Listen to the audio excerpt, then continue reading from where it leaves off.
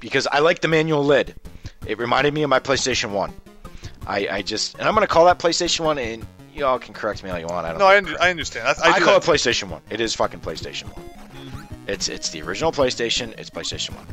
But I've got the one with the manual eject button on it and everything because I like that. It reminded me of my PlayStation 1. It's slim. It works. It doesn't have any problems. I don't much care about backwards compatibility because my PlayStation 2 is already hooked up. If I wanted to play it, I don't care. It's already there. Speaking of which, I do have a fat PlayStation 2. I have one of the original PlayStation 2s, and I can tell you because I still have the box for it. And actually, my dad will contest this if he ever hears this, but it was bought for my dad, quote unquote, and I'm using air quotes right now. Yeah, that didn't happen. I was the one that majority played it, and I'm the one that has all the huge library on it. So it became mine because I took it because I didn't care. Anyway, awesome. But it's the Gran Turismo A-Spec bundle. So we got Gran Turismo A-Spec with it, and that was the first game I had for that system. And I'm currently looking at it right now. I've got 2 memory cards for it. I have 2 black ones. I don't have the gay, stupid yellow Mad Cats one. I actually have 2 black ones. And, if you must know, sitting here right plugged into it is my PS1 memory card. This should bring back memories. Anybody remember Interact? They were the original company for the GameShark, PlayStation 1, and for PlayStation 2, actually, until it got taken over. But I'm looking at this memory card. This memory card has 7... What is this? The service device, 15. Has 7 memory... No, 1, 2, 3... Yeah, 7 memory banks on it, plus a virtual recorder on it with erase and play buttons. It's fucking sweet. Oh, man. So I've got an original fat PlayStation 2, which has the expansion slot in it and has all the bells and whistles. It also has the easily moddable chip in it. So technically, if I wanted to put my whole library on a hard drive, I could with this. It's just I'd have to send it out to do it because, once again, all the fun things get shut down once Sony found out about it. Because I know you could buy a kit, if it was compatible, you could buy a hard drive kit and the CD that ran it in actually a Linux distribution to allow you to play all your burned games and stuff. But same system, you had to have that disc in it to read it, and sometimes you needed the original disc to boot certain games. And I wish I could mod the crap out of that PlayStation 2. I just don't have the heart to. I just, if it ever died or screwed up on me, I'd be devastated. I really would. It's a part of me. I just wish PS2 emulation would catch up, and it really hasn't. And I'm just amazed that with our graphics cards running up to, GTX 970s, and the architecture is so unique on PlayStation 2 and GameCube that we haven't figured that out yet. However, there have been some strides on the GameCube emulator with Dolphin. The GameCube's looking good, I think. Oh, yeah. Yeah, that one, forgive me, I don't know her name offhand, but she's a female. One of the female supporters came up and just fucking tore into the whole Dolphin code and rewrote it from the ground up, and has made some huge strides for Dolphin emulator, which I have to give them huge major props for doing so. And actually, since we're on this topic of PlayStation 2, I have a whole cabinet here. I'll get pictures for you guys. I'll get pictures of everything that I have set up. But looking through my cabinet, I would say my PlayStation 2 is my largest library. I'm just doing a quick count here. Some random games to name off here. I've got Black, Gran Turismo A-Spec, Gran Turismo 4, Gauntlet, Dark Legacy, Grand Theft Auto 3, Grand Theft Auto Vice City, GoldenEye, Gun, all 3 of the Castlevanias, or 2 of the Castlevanias, excuse me. Castlevania Curse of Darkness, which is really good, and Lament of Innocence, which is kind of meh. Constantine. Ooh, Crash Nitro Kart. So I do have that one. I figured I did. Test Drive, Terminator, Lord of the Rings. Another good kids game was fun. Ty the Tasmanian Tiger. It was kind of like Crash Bandicoot. Reminds you of Crash Bandicoot. Rogue Legacy. Awesome game. Oh my god. Rogue Legacy for the win. Crash the Wrath of Cortex. Again, what is this? Was this where they were pansy-ing? Oh yeah, this is when they got pansy-ish. They were still known as the WWF, but then they call it WWE. Here Comes the Pain. Devil May Cry 1 and 2. awesome games. Love Devil May Cry. That was actually like the third or second game I got for my PlayStation 2. Extermination, Final Fantasy X, Final Fantasy X2, Flat Out, Resident Evil 4, which I loved over the GameCube one, just because you got Ada Wong in the PlayStation version, which was awesome. Star Wars Bounty Hunter, Kill Switch, Max Payne 2, Medal of Honor Frontline. Of course, me being Metal Gear Solid fan, I had to have Metal Gear Solid 2 and 3. My most treasured game, which I just saw here, my Metal Slug Anthology. I would not trade my Metal Slug Anthology for the world, just because it is very sought after now, especially for Metal Slug, because the emulation on it is almost perfect. Red Dead Revolver, which is the sequel to Red Dead Redemption, but very good game. Resident Evil Code Veronica X, SmackDown vs. Raw, Burnout 3, a lot of 007, 007 Nightfire, and Everything or Nothing. Both of the SOCOMs, SOCOM US Navy SEALs and SOCOM 2, which I actually need the headset for that. I wish I did have the headset for that. It makes shit a lot easier. I miss those games. Actually, I should really play that. I miss my SOCOM games. They're hard as hell. Tom Clancy Splinter Cell, Chaos Theory. Ah, there we go. Spyro, Enter the Dragonfly. That's sadly my only Spyro for PlayStation 2. I need to get the other two, which I don't have. Sad face. I just realized that. That's okay. After the first 3 Spyro games, the series has gone through weird things. It's gone through the shitter. I know. Same thing kind of happened to Crash Bandicoot, unfortunately. It's really funny how after 3, yeah, both of them kind Wrath of of Cortex. The main, and actually, for somebody correct me if I'm not. I don't know when Wrath of Cortex came out. I'll have to look it up. But this was one of the first games to come out for PlayStation 2, and everybody knocked it because of the huge ass loading times on it. Oh my god, you would be sitting there for like 5 minutes at a loading screen for Wrath of Cortex. It's like, why? It makes the game so long. Actually, does it have a... Give me a sec. Does it have a manufacture date on this? Let's see here. Wrath of Cortex. Interactive Studios. Let's see. Rights, characters, Konami. PlayStation 2. Do not see a date on it. I'd have to look. No, I don't know what the date is on it. But anyway, long-ass loading times. And to wrap everything up, Soul Reaver 2. I had to have Soul Reaver. Soul Reaver is one of my favorite. That game kind of fell off, too. Siphon Filter, the Omega Strain. That, again, another title for the PlayStation that kind of died off on PlayStation 2. Because Siphon Filter 1 and 2 for the original PlayStation were just freaking fantastic. I have a kitty. Hi, kitty. Tales the of... cat's not part of your PS2 collection, right? No, but she is now. Meow.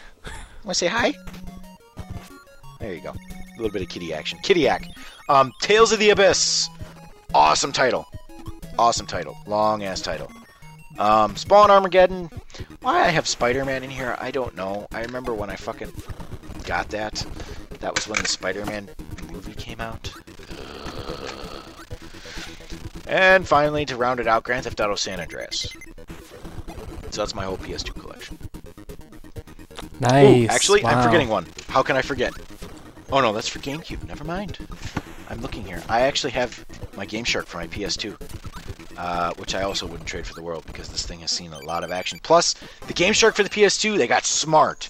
They allowed you to add your own custom coding and stuff depending on the version you got. So here's a small story. Another small story. I originally had version 3 for my GameShark 2. And at the time, they would... you could upgrade to version 4. And I haven't been able to find one ever since because of the versioning. But in version 4, I forgot what it did. It changed... It made you enable to enter your own codes and to do your own things, and... the only way you could have got version 4 was if you bought it or if you had the upgrade. So I remember sending them a letter saying, hey, I've got version 3. Can I upgrade to version 4? What do I need to do for version 4? And they had sent me an actual letter back because I printed out a letter and everything and I sent them a letter. They actually gave me a letter back saying, hi, hi James, we would be very interested in upgrading you. If you'd like to upgrade, send us your disc of version 3, and for $15.99 we will send you version 4. And at the time that was a really good deal because you couldn't buy it for that. I mean, it was like $30 or something for version 4. So they would upgrade you. And what they would do is you could keep your own cartridge, your original memory card cartridge for it, but they needed the disc because they needed a proof of purchase for it. And that was how you got the upgrade disc. Not saying, yeah, hey, I needed an upgrade disc, blah, blah, blah. But, so yeah, it was really fun. So I have actually version 4. And if I remember correctly, they started neutering it after version 4. Version 5 was, oh my god, I just found my original PS1 GameShark. Version 3.3. Ha! Anyway, I keep all these together. See? Look what I'm finding. I'm running down memory lane. But yeah, version 4, GameShark. Awesome. That was an awesome story down memory lane for you, Evilpoptart. Well, as I'm looking through my cabinet here, it's just, I love all my games. I mean, and I can say I've bought, with an exception of maybe 5 games here, I've bought every single PlayStation 2 game myself. The Gran Turismo A-Spec came with it. Crash Bandicoot, Wrath of Cortex was given to me. What other one was given to me here? I could say Medal of Honor Frontline was given to me. I bought those. I bought that one. Probably Spyro Enter the Dragonfly was given to me. And then San Andreas was given to me. Those were the 5. Everything else I can say I bought. Gun. I remember buying Gun. I remember buying Black. I don't have a lot of greatest hits, though, for my PlayStation 2. I've got 1, 2, 3, 4, 5, 6, 7, 8, 9, 10, 11. I've only got 11. Everything else are black titles, so I bought these at full price. I can remember buying Devil May Cry at full price. That was expensive that day, I remember that. My dad was pissed at me for buying that. Because that was like a $40 game or something at the time. I don't even remember retail. I don't know retail on PlayStation 2. Wasn't it $60? No, 50. Yeah, it would have been around that. 50. It was 50. $50 for retail for PlayStation 2. Wow. Hell, I mean, my Tales of the Abyss right here is a GameStop special. I paid $30 for that, and it's a piece of shit, and it's all fucked up. I just wanted the disc. What other one is My Soul Reaver 2 is a GameStop special. Constantine was a GameStop special. And Rogue Galaxy was actually a GameStop special. Otherwise, other than that, everything is retail. This must be a bonus room, okay. I know, we're talking about old times here. We're not even paying attention to Kirby. Sorry. Getting sidetracked. I've been just going through Kirby and I'm remembering a lot of things, so I haven't played this game. I want to say last time I played this game had to have been in the 90s, actually, because the last time I remember like a lot of this, oh gosh, I'm probably going to die here, was playing the Game Boy Advance remake of this game, Kirby's Nightmare in Dreamland, which is basically this game, but better graphics, certain things polished. And of course, on the Game Boy Advance, yeah, I died. That's kind of what I figured. Yeah, you've been breezing through this thing like you freaking made it. I have to say, you've been doing really well. Well, thank you. But let me see here. Other than that, notable Christmas memories that I can think of that related to video games. I do remember my first video game console. Like, I got the GameCube as a Christmas gift, and it came with Luigi's Mansion, and it was just so like, did mine. Wow, so did mine. Mm-hmm. Oh gosh darn it, he nailed me. But it's just like, I remember having this console in my room and I had Luigi's Mansion. I thought to myself, I have a stronger game console than my dad. Wow.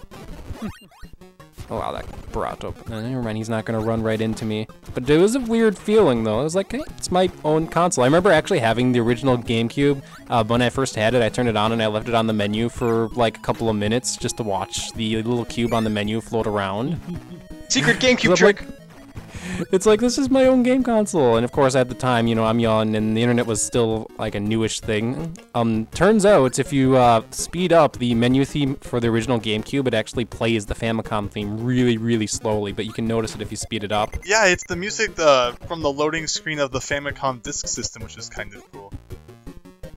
It's just like really slowed down by like 200 times or something.